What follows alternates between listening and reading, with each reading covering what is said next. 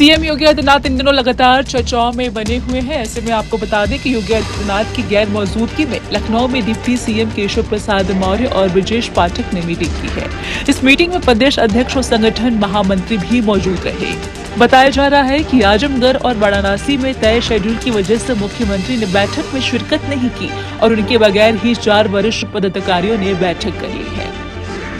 वहीं आपको बता दें कि उत्तर प्रदेश में 10 विधानसभा सीटों पर उपचुनाव होना है। इससे पहले बीजेपी की राज्य में इकाई में हलचल देखने को मिल रही है। पिछले दिनों कुछ आपसी विवाद भी है जो कि सामने आए, जिसके बाद डिप्टी सीएम केशव प्रसाद मौर्य को दिल्ली आना पड़ा।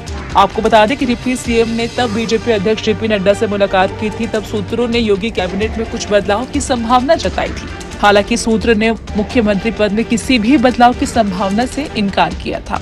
अब आपको बता दें कि सोमवार को यहां पार्टी मुख्यालय में प्रदेश अध्यक्ष भूपेंद्र सिंह चौधरी और संगठन सचिव के साथ यूपी के दोनों उप मुख्यमंत्री केशव प्रसाद मौर्य और ब्रजेश पाठक की बैठक हुई, लेकिन उन्होंने कुछ भी कहने से इनकार कर दिया। कहा जा रहा है कि बैठक में 1 घंटे से अधिक तक ये बैठक लगभग चली।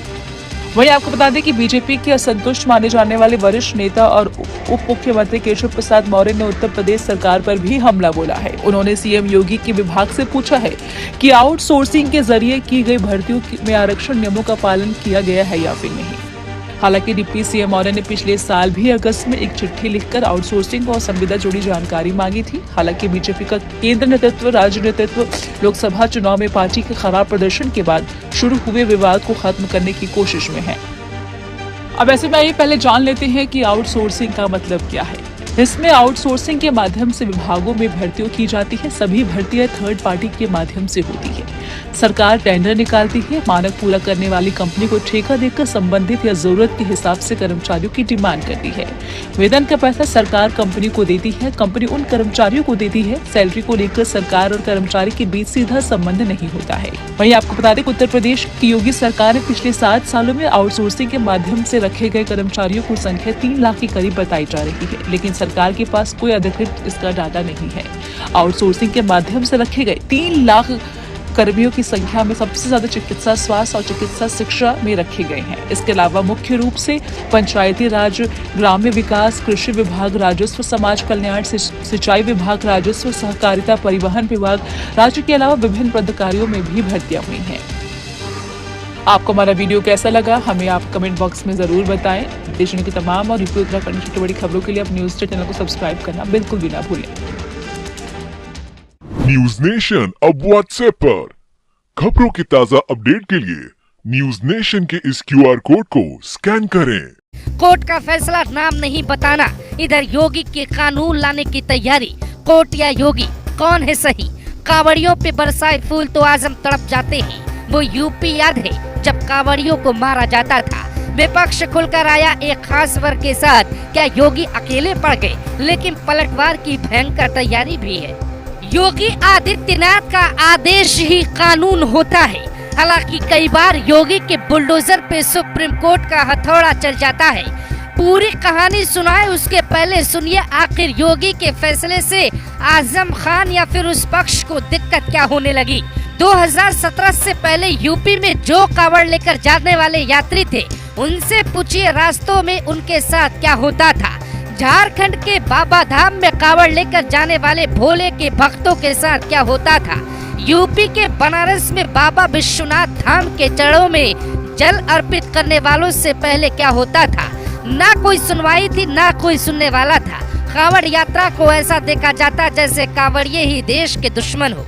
कहानी बदलती है साल 2017 मार्च में जब योगी सीएम बनते हैं और आजम खान और मुख्तार जैसों का दबदबा कम होने लगता है। योगी सरकार ने पुलिस को जो आदेश दिया, सड़कों पे सुरक्षा बढ़ा दीजिए, गंगा जल लेकर जाने वाले कांवड़ियों के लिए रास्ता अलग बना दीजिए, दुर्घटना नहीं होनी चाहिए, जान नहीं जानी चाहिए। लेकिन असली सियासी तूफान तब आया जब कांवड़ पर पहली बार सीएम बनने के बाद योगी का बयान आया। समाजवादी पार्टी की सरकार में कांवड़ यात्रा के दौरान डीजे बजाने पे बैन लगा दिया गया था। यहाँ तक कि होली जैसे त्योहारों पर भी डीजे बजाने से पहले पुलिस प्रशासन से पूछना पड़ता था। उसके बाद योगी की सत्ता में एंट्री होती है। योगी की कांवड़ियों को लेकर लड़ाई बहुत पुरानी है। उनकी बेबाकी साफ कहती है कि वो जिस मुद्दे के साथ रहते हैं उसके साथ वो हमेशा बने रहते हैं। हम बारी बारी से सबका बयान सुनाते हैं, लेकिन पहले सुनिए उस बयान की कहानी जिसमें आजम खान को इतना बुरा लगा था कि वो घर से बाहर नहीं निकलना चाहते थे। मैंने कहा भाई ये भगवान शिव की भक्तों की यात्रा है, ये शव यात्रा नहीं है। इसमें सब बजेंगे, इसमें डीजे भी बजेगा, शंख भी बजेगा, घड़ियाल भी बजेगा, नगाड़े भी बजेंगे और इनके स्वागत की तैयारी जगह जगह करो और हेलीकॉप्टर से पुष्प वर्षा भी करते जाओ, कोई प्रतिबंध नहीं। कांवड़ियों को देखकर आजम खान अपनी नजरें छिपा लेते थे। योगी सरकार ने आदेश दिया कि फूल बरसाए जाएंगे, डीजे बजेंगे, लेकिन आजम खान को बहुत बुरा लगा। एक तरफ तो सरकार कांवड़ियों पर हेलीकॉप्टर से पुष्प वर्षा कर रही है और दूसरी तरफ इस हादसे में जान गंवाने वालों को मात्र 1 लाख रुपए का मुआवजा दे रही है। मैं चाहता हूं कि उत्तर प्रदेश सरकार हर कांवड़ियों को जिनकी इस हादसे में जान गई है उन्हें 50 लाख का मुआवजा दे और 50 लाख का मुआवजा केंद्र सरकार दे। योगी आदित्यनाथ ने कांवड़ यात्रा को सही तरीके से चलाने के लिए खुद की पार्टी से भी पंगा लिया। बीजेपी इतनी हार्ड लाइन पर कभी काम नहीं करती, लेकिन योगी की छवि अलग है। देश भर में योगी ने आजम खान ही नहीं बल्कि हर उस चौराहे और रास्तों से कांटा हटाया जहां कांवड़ियों को दिक्कत होती थी। सपा सरकार में हालात क्या थे ये बात किसी को बताने की जरूरत नहीं है। योगी कुर्सी पर रहे या न रहे, अपने नियम नहीं बदलते। सत्ता में आते ही योगी ने कांवड़ियों के लिए जो किया वो देश की किसी सरकार ने क्यों नहीं किया। आजम खान पहले तय करते थे कांवड़ यात्रा के दौरान नियम क्या होंगे। योगी के फैसले से कैसे पूरा देश उनके साथ खड़ा हो गया। आखिर ऐसे हालात की जरूरत क्यों पड़ी। योगी के आदेश के बाद हर मन का दबा गुब्बार बाहर कैसे निकल गया। बेशक सुप्रीम कोर्ट ने फैसले पे अंतरिम रोक लगा दी हो, लेकिन जनता ने ये देख लिया है योगी कोई फैसला लागू करने से पहले नहीं डरते। आजम खान सपा सरकार में कांवड़ यात्रा रोकने की लाख कोशिश करते रहे, लेकिन वक्त ने हालात ऐसे बदले कि पूरा चक्र बदल गया।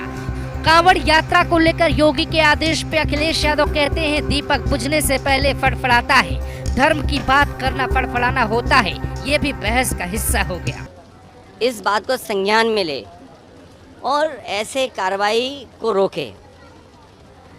जैसे दिया बुझने से पहले फड़फड़ाता है, जो सांप्रदायिक राजनीति खत्म हुई है, ये सांप्रदायिक राजनीति का दिया फड़फड़ा रहा है, इसलिए फैसला ले रहे हैं। योगी आदित्यनाथ के सामने अभी कई चुनौतियां हैं, कई रास्ते हैं, लेकिन वो रास्ता बदलने या आदेश को पलटने के बारे में नहीं सोचते। उनका स्टाइल बताता है कि वो जो सोचते हैं वो करते हैं। ऐसा ही हाल तब हुआ था जब साल 2019 में कोर्ट ने पत्थरबाजों की फोटो जारी करने पर रोक लगाई तो योगी सरकार अध्यादेश लेकर आई। तो क्या इस फैसले के बाद भी कानून आने वाला है, ये हर तरफ पूछा जाने लगा है। योगी आगे क्या करने वाले हैं ये आपको समझाते हैं।